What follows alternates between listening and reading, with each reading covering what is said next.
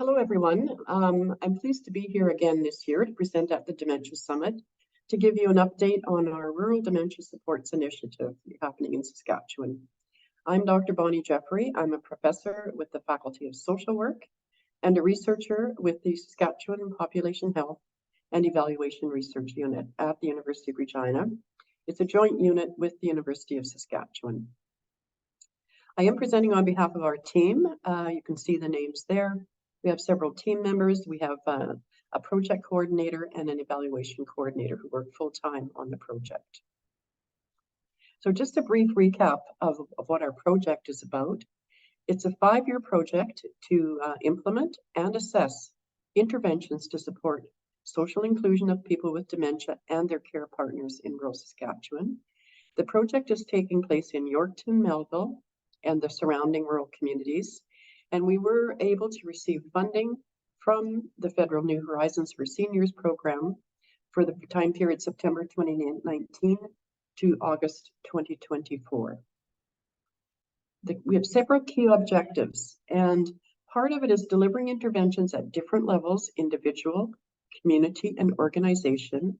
And certainly one of the key objectives is to improve the feeling of social inclusion of older adults with dementia and their care partners who live in rural and remote communities, to improve public awareness about dementia, and to reduce the level of stigma in the public about dementia.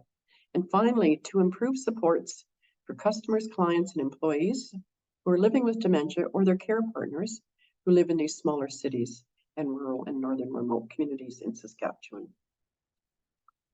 So we've been able to fund 8 projects from the beginning of our initiative. 2 of them have been completed, and I'll just walk through briefly an update on some of the projects that have been ongoing for a while and introduce you to 3 new projects that have started since we presented last year. First of all, the Alzheimer's Society of Saskatchewan is undertaking a project that is an awareness campaign and promoting dementia-friendly initiatives. The public awareness campaign, there have been presentations delivered to over 235 people in 27 communities in the region, and they've also reached out to 22,000 households and 54,000 individuals through ad mail, social media posts, and their radio campaigns.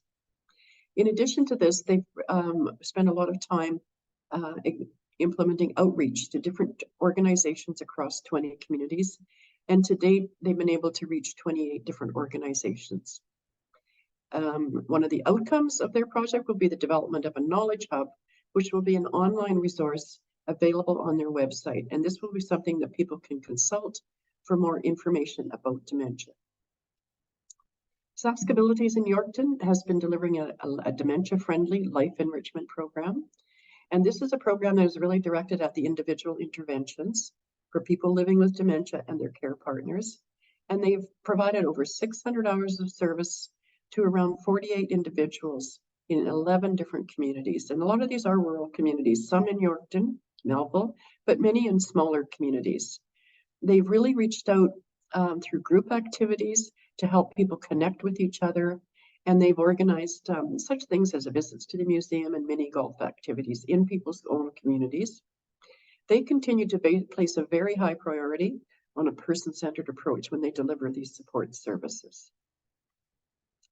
Belong Where You Find Yourself is an innovative art-based project delivered by the Godfrey Dean Art Gallery in Yorkton. And the project involved artists who built relationships and supported engagement for people to participate in the artwork of their preference. They had around 20 in-person working sessions, and 2 in-person group art-making social gatherings have taken place. They also provided some in-person sessions at the long-term care home in Yorkton to provide an opportunity to connect and establish a network of support with other sectors in the area that do provide services for persons living with dementia. This resulted in a tremendous exhibition at the Godfrey Dean Art Gallery in May of 2023, which featured all of the work that had been completed by the artists' participants. They're now planning a touring exhibition in a few smaller communities. This is in the planning stage. And they've to date have organized 4 community consultations in November. And an outcome of this project will be the preparation of a film on the project. And this will be left behind as a legacy, as a guide for other communities who may want to look at implementing this type of project. Now, some newer projects, RaDAR, the Rural Dementia Action Research. This is funds that we have provided to support the scaling up of the RaDAR memory clinics that are being headed up by Dr. Deborah Morgan at the University of Saskatchewan. RaDAR was initially established in 2004, and since then they've developed very strong partnerships for the delivery of remote memory clinics with the former Sun Country Health Region. So they have a lot of experience and expertise in developing the protocols to implement and develop new remote memory clinics. And they've now developed a new clinic in Esterhazy, Saskatchewan. The first clinic was held on June the 8th. The second was already held on July 6th. And their plan is to have 2 clinics per month as they go forward. They are also planning a video on the Esterhazy clinic, which I think will be available on their website when it's completed. So participants can take a look at that to see how those memory clinics are developed in other communities. Another new project is the Cognitive Kitchen, led by Dr. Alison Kammer at the University of Saskatchewan. This program started in February 2023, and it focuses on older adults and care partners who are interested in learning about nutrition risk reduction strategies to prevent dementia, while at the same time developing or increasing their food literacy skills. The program includes 6 sessions with about 10 people each that include both a food preparation and a socialization component. And this program will be delivered both in person and virtually throughout the duration of the project.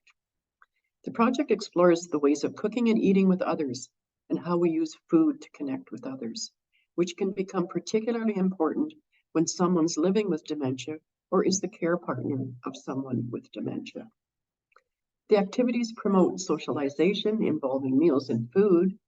Each of the 6 sessions has a specific theme, and one of the pieces that participants receive is a Cognitive Kitchen program book that they can then keep and refer back to in the future.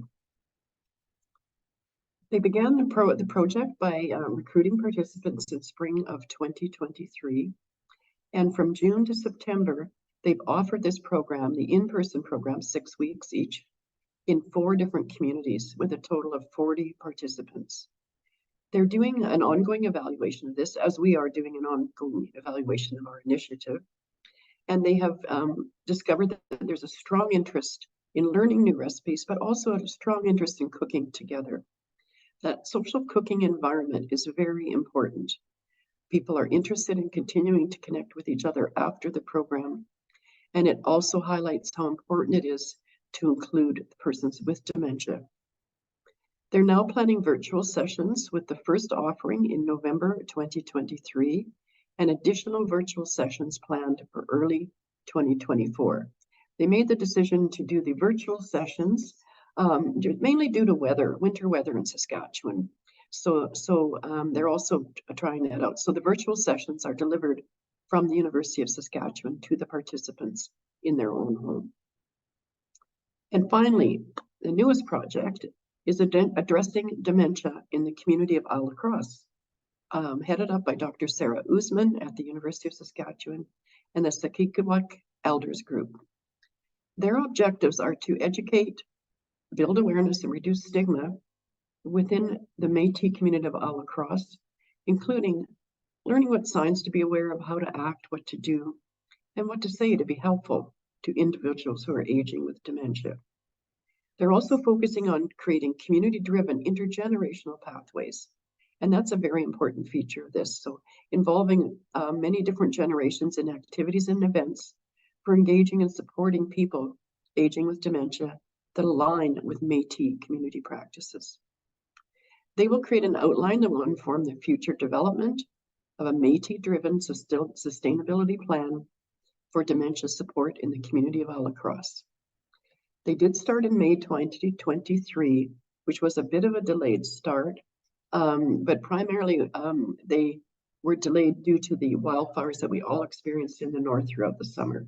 So they weren't able to start right away because many participants had to be evacuated from the community. But to date, they've had 45 people who have participated. They've held community information and awareness sessions. They've held an elders lodge meeting. They have a community garden, and they've also been supporting a group of men who wanted to build benches to honor their partners who had dementia.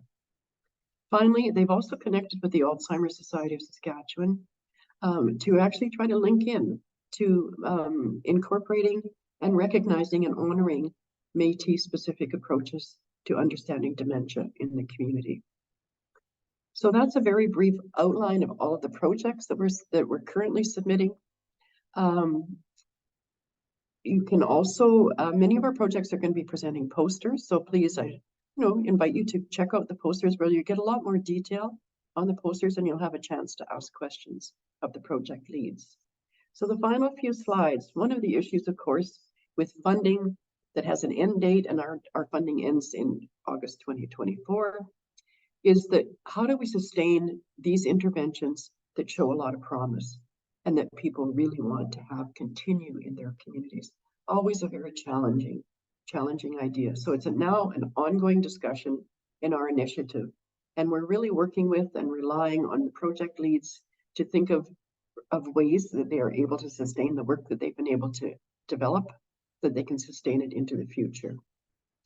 These are just some ideas. We're going to continue this discussion as we go forward. The Cognitive Kitchen, there is a plan that the program coordinator, who's a registered dietitian, would maintain correspondence with interested participants and provide resources and referrals as necessary. The Godfrey Dean Art Gallery project, there will be an exhibition archive on their website. There will be a resource guide for organizations and groups about the process, intentions, and outcomes of this kind of socially engaged art project. The Parkland Valley, who was involved with us early on in the project and who conducted a needs assessment in rural communities, will continue to connect into those rural communities through the recreation directors. The Saskability's Dementia Life Enrichment, Dementia-Friendly Life Enrichment Program. They have hired a consultant to explore funding options, and they are currently pursuing some options. And they've also produced a promotional video to use for fundraising. They have mentioned fee as a service, but really do see this as a very, very last resort. So they're trying many different avenues of options for continued funding.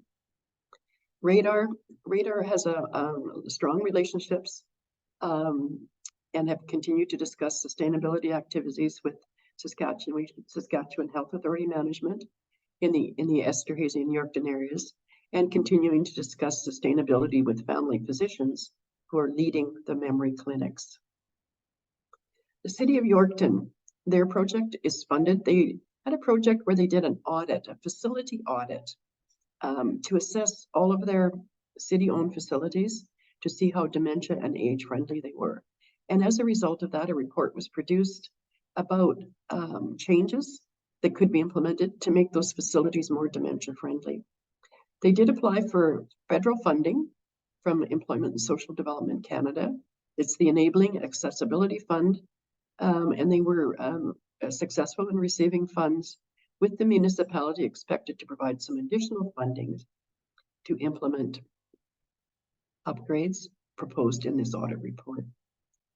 They have new management in some of the facilities, and this management is very keen on supporting and implementing the audit process outcomes, which, as an aside, really highlights the importance of having a local champion there to help sustain these activities.